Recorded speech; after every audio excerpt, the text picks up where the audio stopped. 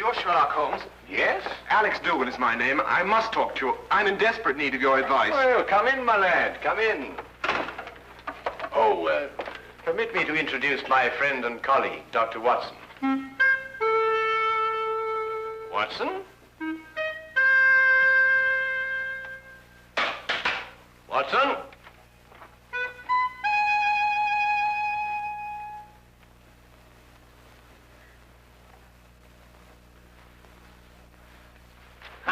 Cough, just as I suspected. Well, Oh, my goodness me, a patient.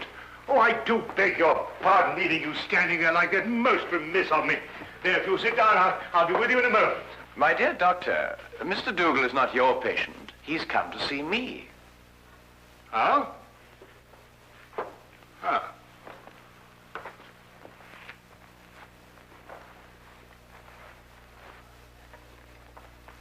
About a matter which I imagine has something to do with the injury you sustained, eh? About a matter which might prove even more disastrous to a certain young lady if she's allowed to marry this man without somebody telling her. But on the other hand, how can I tell her when... You're jumping about rather a lot, Mr. Dougal. Mentally, of course. Yes, forgive me. I'd better begin by telling you that I'm known to most people by a name other than Alex Dougal. Yes? Aunt Lottie. Aunt Lottie? I write under that name in the Daily Observer. I'm a columnist. But Aunt Lottie? I know. It was the boss's idea. I'm really a sports writer. Don't ask me why I was assigned the job, but I do an advice for the lovelorn column. Oh, I see. You mean the readers write into you telling you their problems? And I answer them. The boss thought they'd be more apt to listen to a nice, sweet old Aunt Lottie than a Alex Dougal. Well, of course, he may have a point there, Mr. Dougal. They listen to me, all right. Act on every word I say. And that's what started all the trouble. You'll have to go back with me 2 weeks. I'd received a letter from a young lady who identified herself only with the initials S.D. She said that her father had just died and she had nobody to advise her but me. It seems that her fiancé was a man of violent temper and had on one occasion almost throttled another man for even looking at her. She wanted to know if it'd be wise to marry him. I answered her, and a day later in the editorial room, I came to know what I'd touched off.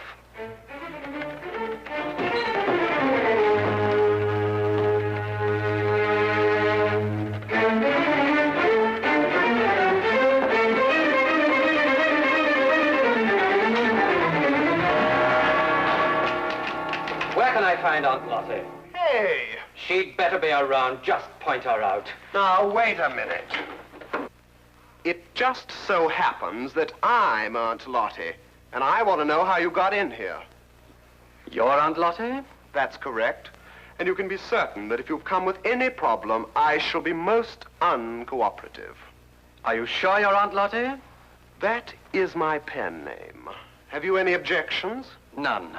None at all. I'm absolutely delighted to find that Aunt Lottie is a man. Really? Why? Because I would never dream of doing this to a woman.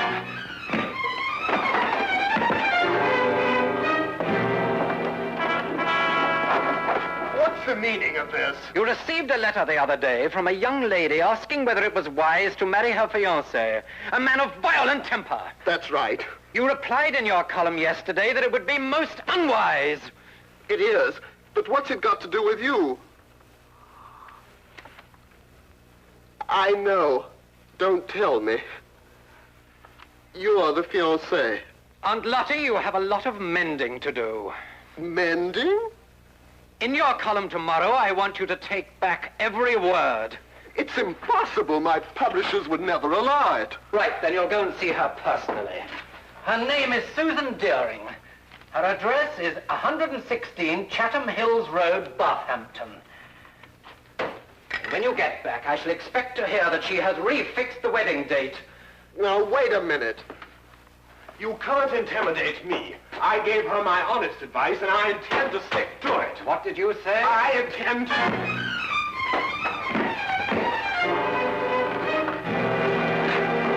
You were saying? I just wanted to know what the address was again.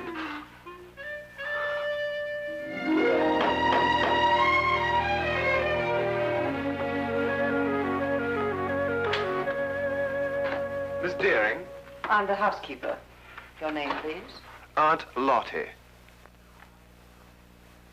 No, I have not been drinking. Come in.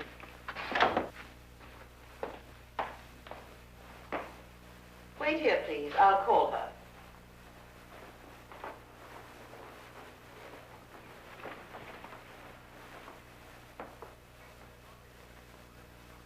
I'd hardly expected when I left London that Miss Susan Deering would be living in surroundings such as this. Most of my readers were shop girls. Girls from a modest background, anyway. But Susan Deering was an heiress.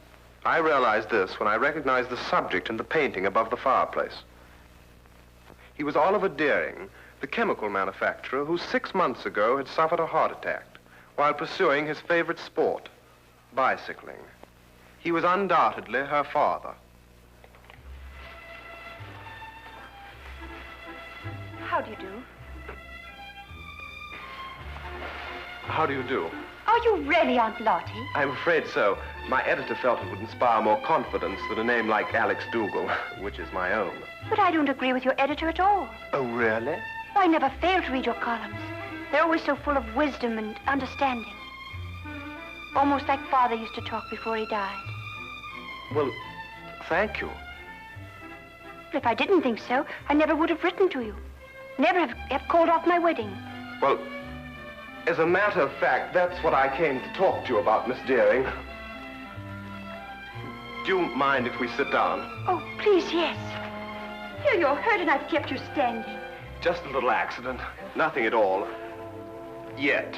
Would you like a pillow or something? Oh, no, thank you. What bothers me more than any little ache is the advice that I gave you in my column. The advice you gave me, but every word of it was so true. It cleared up everything. Well, I felt the same thing at the time also, but after meeting your fiancé, Mr. Murdoch... You met Jack? Oh, quite by accident. He struck you. I know he forced you to come here and see me. Oh, no, not at all. Then how were you hurt? I fell down the stairs. It was an accident. Forgive me. It's quite obvious that a man like you could never be forced to do anything against his will. Well, I should hope not. But at any rate, after meeting Mr. Murdoch, I felt it my responsibility to come here and retract my original advice. Forgive me, Miss Deering. That's what I've been telling her. No one is perfect naturally, but Mr. Murdoch is eligible in every other way. He has gold mines in Africa, if that's what Tilda means. And I could be sure he wasn't marrying me for my inheritance. But, Mr. Dougal, you've never seen him when he loses his temper. Miss Deering, have you ever heard of a Dr. Freud? No. A young Viennese. He's invented a new science called psychoanalysis. He says that a temper is a perfectly healthy, normal outlet for emotions. It's quite normal. Mr. Dougal, you know so much. That's my job. I'll write to Jack immediately and tell him it's all right again. Good. And if you have a picture of the two of you, I'll see that it's published in the society page under soon to be betrothed. Mr. Dougal, what's the matter? Something happened to my back when I fell. I wonder, would you mind putting one hand on my shoulder and one in the small of my back and pull? Thank you. Mr. Dougal, you must do something about your back. When you get home tonight, have your wife rub it with liniment. Well, I'm afraid that's not entirely possible, but I'll have the man at the club do it anyway. You mean to say that you're not married? I'm afraid not. It seems that every time I meet a girl that interests me, she's not available. But then that's life. There's always tomorrow, and, well, who knows? I might be as lucky as you and Mr. Murdoch. Now, what about that picture? I'll get it for you.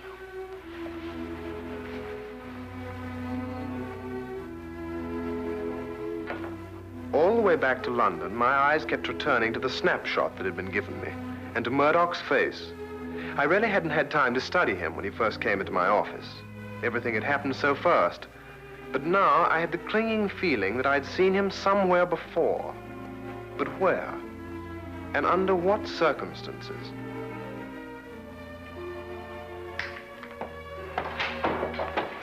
Hello, Dougal. I trust you were successful. Extremely. And I'm going back with even more confidence to make her change her mind next time. You're not Jack Murdoch, and you don't have any gold mines in Africa. You're Freddie Brill, the racetrack fixer. Now, whatever gave you that idea? I used to be a sports writer, for your information, and I remember you very well. You got flung in jail for nearly killing a jockey that double-crossed you. And if you don't think I can prove it, just come down to the library and I'll show you a back issue with your picture in it. That won't be necessary. I didn't think it would be. So it's her inheritance you're after, is it? That's it. And I don't think you'll be telling her. What are you going to do? First, I'm going to make you best man at my wedding. What? After today, I can't trust you out of my sight. As best man, you have reason for being at my side every minute. But this is insane. Secondly, I make you this promise. If Susan should learn of my true identity before we're married, I won't make inquiries as to who told her. I'll assume it was you. And if it's the last thing I do, I'll kill you.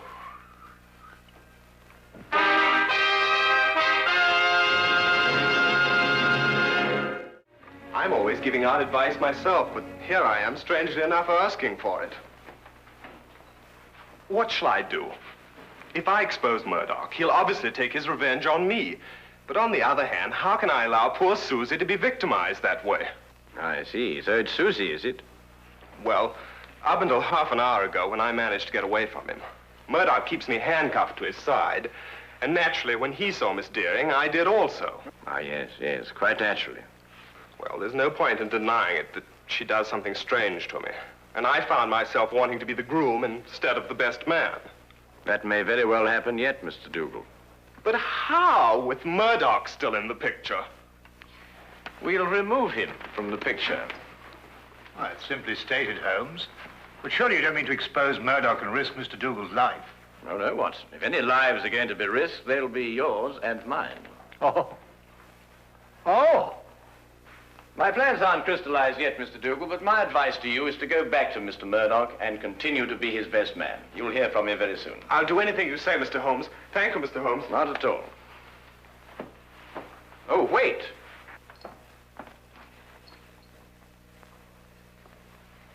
It's all right. I just wanted to make certain that Murdoch wasn't waiting for you outside. Oh, thank you, Mr. Holmes. Good day. Good day. Good day.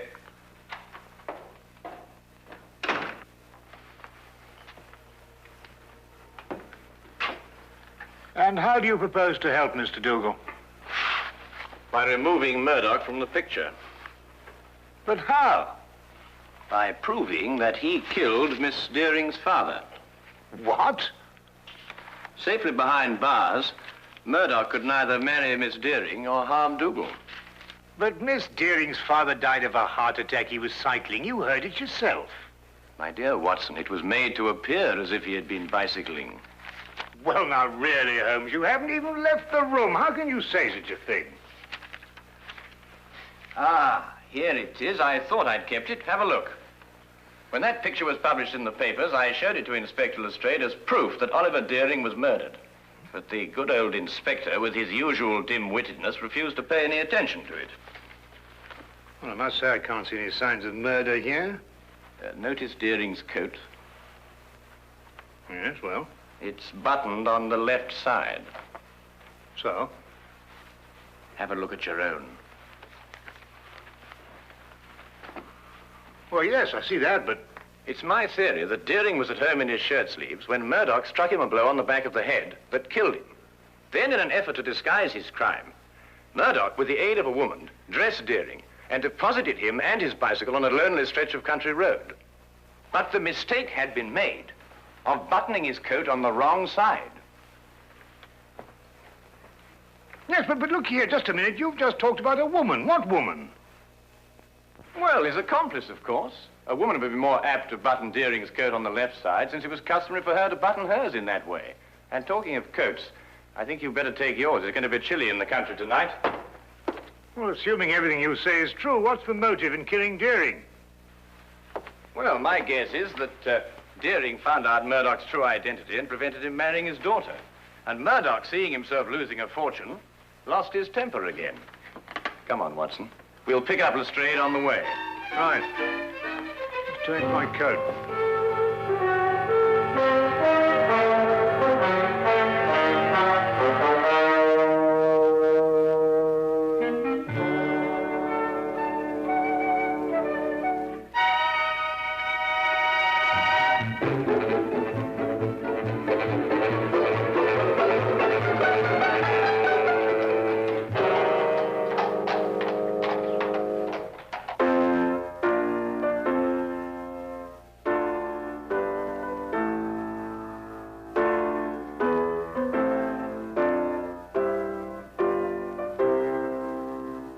What's the matter?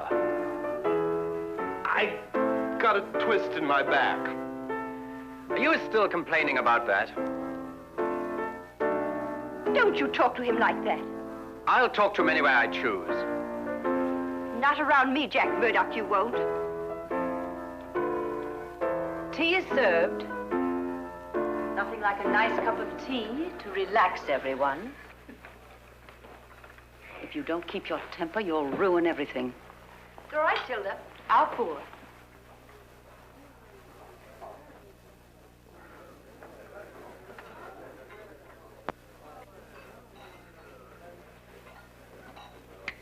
Why didn't I think of it? Of course. Of course, what? The accomplice, it's Tilda. The housekeeper? Yes, it would have to be someone normally attached to the house to have been present at the murder. Tilda fits the part perfectly. She would also have to know Murdoch. And from the manner in which she's just been talking to him, that's obvious, too. Your theory sounds as wild now as it did when you first told it to me. Lestrade, give me your gun, will you? What for? Well, I'm just going to put my theory to the test. Wait a minute. Oh, don't worry, I shan't hurt anyone.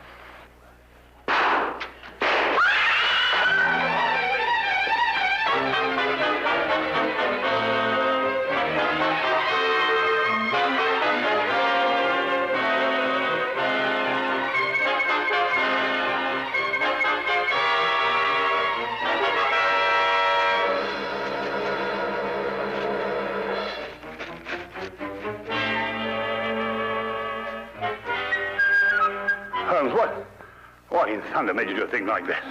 No time to explain now. They'll have the staff out and search the grounds. If they find us, the whole plan's ruined. Well, now, where's Lestrade? Lestrade! Shh! Oh, Lestrade! He was behind us when I last looked. Oh, confound him. If they find him, everything will be ruined. Here, we'd better go and find him ourselves. Lestrade. Lestrade. Oh, no, Holmes, look. Well, well, well. Only the good inspector could have managed that. Well, Lestrade, you look like a stranded whale. What is this thing? It's a badminton net. Were you running with your eyes shut? Here. Holmes, listen. The gardeners, I expect. They're coming this way. We've got to get to the carriage. Come on, Lestrade. Get me out of this thing. Oh, there's no time for that. Come on.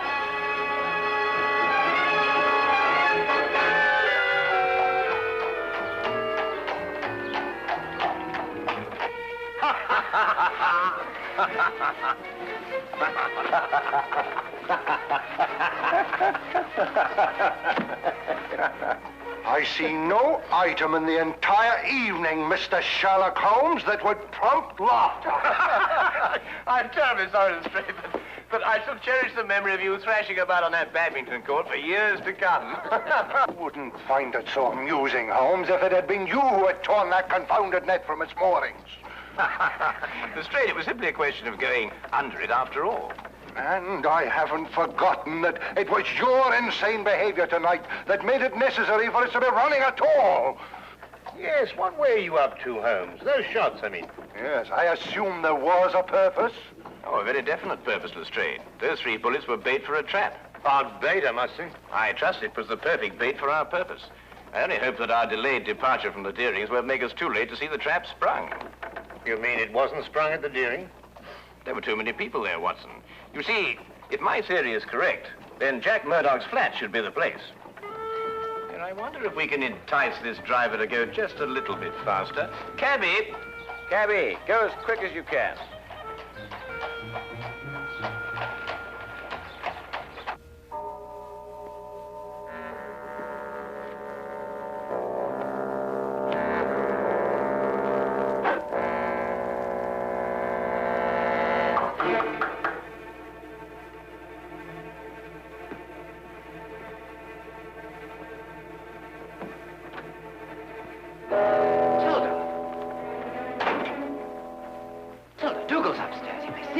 I'm not staying long. What is this? I'm within 2 days of marrying Susan and grabbing a fortune for us. For yourself, you mean? You never had any intention of sharing it with me. What are you talking about? 50,000 pounds is yours the day I'm married. Didn't I promise it to you? Yes, but your circumstances were different then. I saw you kill Mr. Deering, and you got panicky that I would run to the police. But time's gone by, and now you've found a surer and cheaper way to keep me quiet. What do you mean? Back at the house before, you had someone try to kill me. Tilda, I told you, I swear I know nothing about those shots. You could never make me believe that.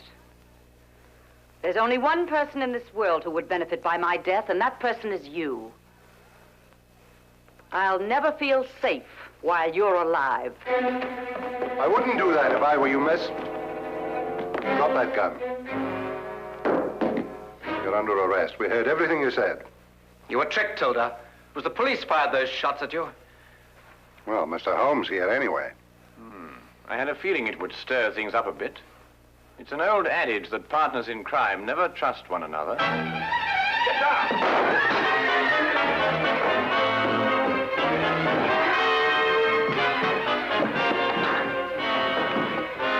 Where are we?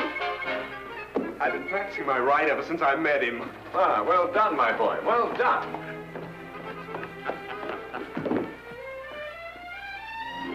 You'd better come along too, miss.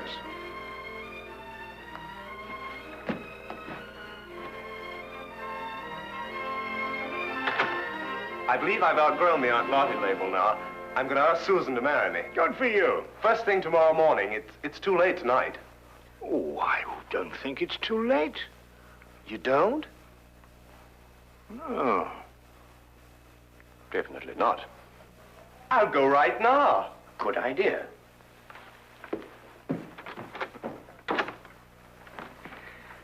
Well, Holmes, you've solved the mystery and brought two young lovers together. I think I'm going to call you Aunt Lottie. What? Oh, no, really, Watson. This time you've gone too far.